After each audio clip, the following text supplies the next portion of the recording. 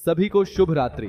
आज 18 नवंबर 2025 है और मैं हमारे सूचना स्थान के एक नए संस्करण में आपका स्वागत करता हूं, जहां हम ईपीएफओ देर से भुगतान से लेकर वृद्ध लोगों के लिए नई कानूनी सुरक्षा और सरलीकरण उपायों तक भारत में पेंशन भोगियों को प्रभावित करने वाले हर आंदोलन का विस्तार से विश्लेषण करते हैं। 3 समाचार, 3 अलग अलग मोर्चे, एक ही उद्देश्य, ये समझना कि पेंशन प्रणाली में क्या बदलाव हो रहा है और ये निर्णय लाखों परिवारों की आर्थिक सुरक्षा को कैसे आकार देते हैं।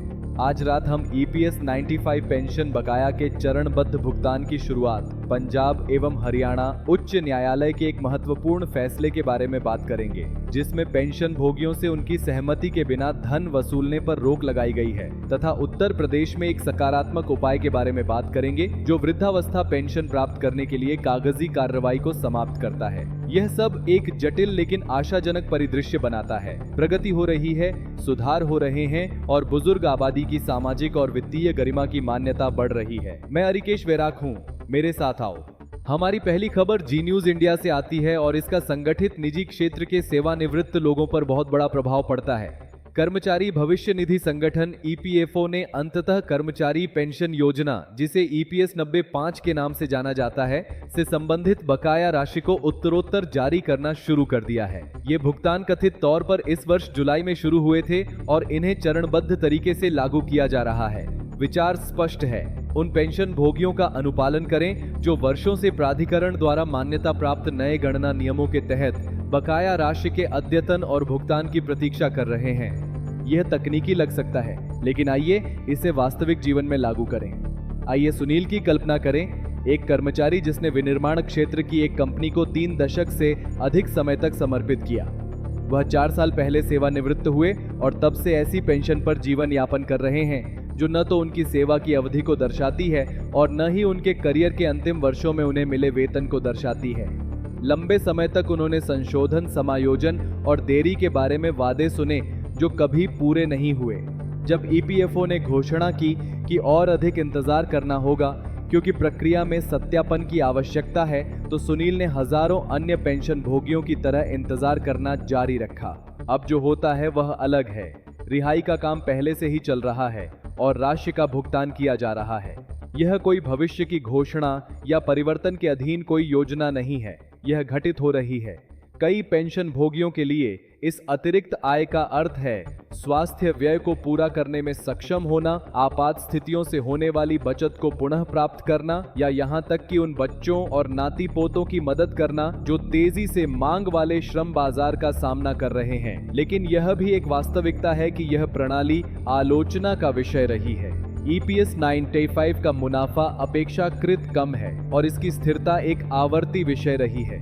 हालांकि जब राज्य उन लोगों के ऋण को मान्यता देता है जिन्होंने अपना पूरा जीवन औपचारिक निजी क्षेत्र में काम किया है, तो संदेश मजबूत होता है।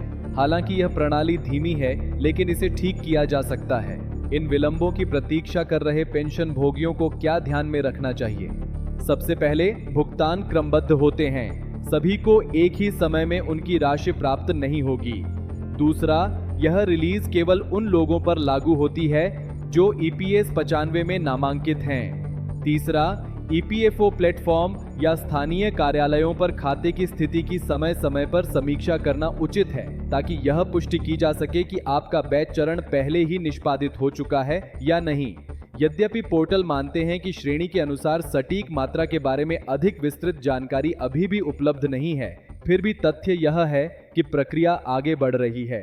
ऐसे देश के लिए जहां लाखों परिवार मामूली पेंशन पर निर्भर हैं, इस प्रकार का अद्यतन कोई प्रक्रिया नहीं है।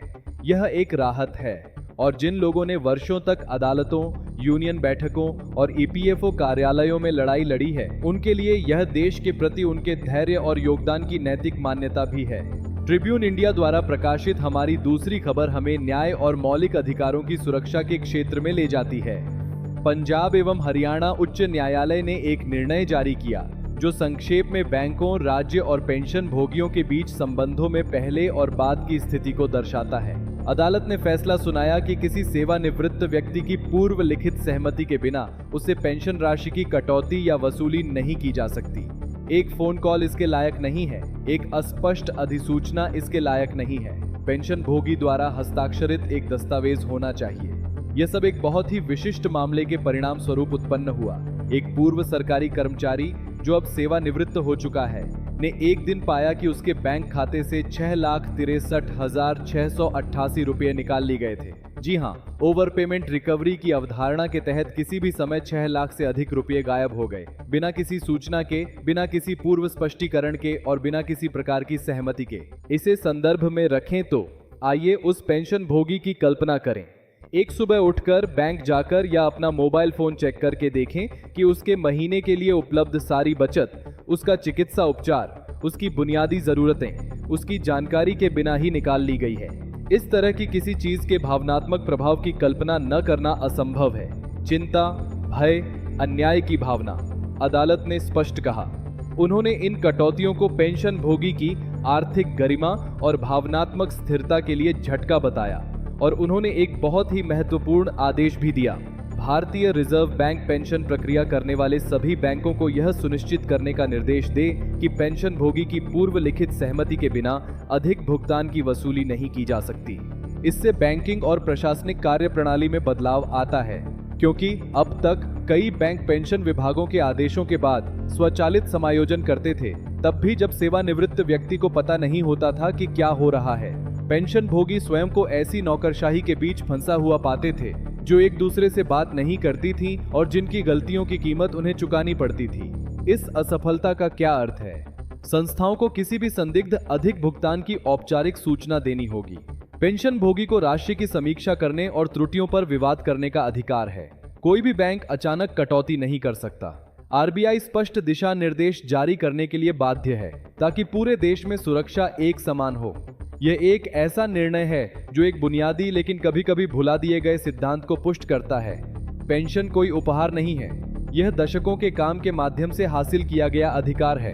बिना सूचना के पैसा लेना अवैध होने के अलावा बेहद अनुचित भी है। यह मामला एक और संदेश छोड़ता है। अदालतें पेंशन भोगियों के साथ होने वाले दुर्व्यवहार पर तेजी से ध्यान दे रही हैं और यह एक मिसाल कायम करता है जो सभी संस्थानों को अधिक पारदर्शिता और सम्मान के साथ कार्य करने के लिए मजबूर करता है। तीसरी खबर इंडिया टाइम्स से आई है और इसका लहजा सकारात्मक है। उत्तर प्रदेश सरकार ने एक ऐसी प्रक्रिया को समाप्त करने का निर्णय लिया है जो वर्षों से बुजुर्ग आबादी के लिए लगातार परेशानी का कारण बनी हुई थी। वृद्धावस्था पेंशन प्राप्त करने के लिए एक स्वतंत्र आवेदन पत्र प्रस्तुत करने की आवश्यकता। ये मामूली लग सकता है, लेकिन जब हम भारत में एक बुजुर्ग व्यक्ति के दैनिक जीवन को देखते हैं, विशेषकर ग्रामीण क्षेत्रों में या शारीरिक कठिनाइयों वाले, तो यह परिवर्तन बहुत बड़ा है। आधिकारिक रिपोर्टों के अनुसार प्रयागराज शहर में 1,73,000 से अधिक बुजुर्ग लोग पहले ही इस सरलीकरण से लाभान्वित हो चुके हैं। इस उपाय का वास्तव में क्या अर्थ है? इसका अर्थ यह है कि फॉर्म भरने, भौतिक दस्तावेज सौंपने, कार्यालयों में जाने और आवेदन को सत्यापित करने के लिए बार बार आने के बजाय प्रशासन पात्र लोगों की पहचान करने के लिए स्वचालित रूप से डेटा की जांच करेगा और अतिरिक्त कागजी कार्रवाई के बिना उनके लिए लाभ सक्रिय करेगा। यह 3 तरीकों से प्रगति है। नौकरशाही कम होगी। बुजुर्ग व्यक्ति को यात्रा करने या कुछ भी अनुरोध करने की आवश्यकता नहीं है। तेज लाभ शीघ्र प्राप्त होता है, जिससे देरी से बचा जा सकता है। कम बहिष्करण, जो लोग फॉर्म भरना नहीं जानते थे, जिनके पास परिवार का समर्थन नहीं था या जो भीड़ भरे कार्यालयों में जाने से डरते थे, वे अब स्वचालित रूप से सुरक्षित हैं। यह सब हमें उत्तर प्रदेश के एक छोटे से शहर की 74 वर्षीय विधवा कमला देवी के बारे में सोचने के लिए प्रेरित करता है। वर्षों तक उसने सुना कि वह पेंशन की हकदार है, लेकिन हर बार जब उसने इसके लिए आवेदन करने की कोशिश की तो उन्होंने उससे ऐसे कागजात मांगे जो उसके पास नहीं थे या उसे नई मांगों के साथ वापस कर दिया। अंततः उसने हार मान ली। उनकी तरह हजारों लोगों ने नौकरशाही की भूल भुलैया का सामना करने के बजाय अपना अधिकार छोड़ना पसंद किया। नई प्रणाली ठीक इसी से बचने का प्रयास करती है। राज्य प्रशासन ये मानता है कि जब कमजोर आबादी की बात आती है तो प्रक्रियाओं का बोझ राज्य पर पड़ना चाहिए, न कि उन लोगों पर जिन्हें लाभ की आवश्यकता है। यह परिवर्तन एक वैश्विक प्रवृत्ति को भी दर्शाता है। स्वचालन, डेटा की क्रॉस चेकिंग और बिचौलियों को कम करना। और भारत जैसे बड़े और असमान देश में ये उपाय लाखों लोगों के जीवन की गुणवत्ता में वास्तविक अंतर ला सकते हैं। यदि हम सब कुछ परिप्रेक्ष्य में रखें तो आज की 3 खबरें एक ही सामान्य सूत्र से जुड़ी हुई हैं। अधिक मानवीय, अधिक कुशल और निष्पक्ष पेंशन प्रणाली की खोज। ईपीएफओ ईपीएस 95 बकाया के चरणबद्ध भुगतान के माध्यम से पुराने ऋणों को ठीक कर रहा है। पंजाब एवं हरियाणा उच्च न्यायालय ने स्पष्ट रूप से कहा है कि पेंशन भोगी की गरिमा पर कोई समझौता नहीं किया जा सकता तथा उसकी सहमति के बिना उसके खाते का एक भी रुपया नहीं छुआ जाएगा।